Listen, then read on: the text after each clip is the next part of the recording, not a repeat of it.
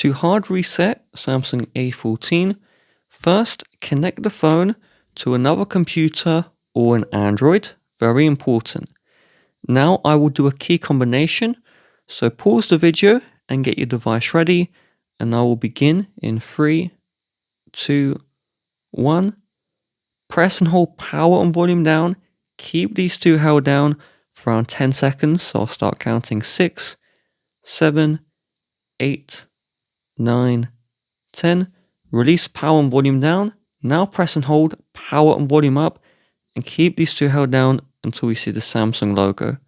So the Samsung needs to show for a little bit longer. So we'll just keep on holding these buttons. And so we see Samsung now, release from both buttons. And now it should enter us into the recovery mode. So once we are in recovery, we can't use the touchscreen. So you use volume down and volume up to navigate, and you click the power button to select. So keep on clicking volume down until you see wipe data, then click power button to select, then click volume down, and then click the power button to factory reset.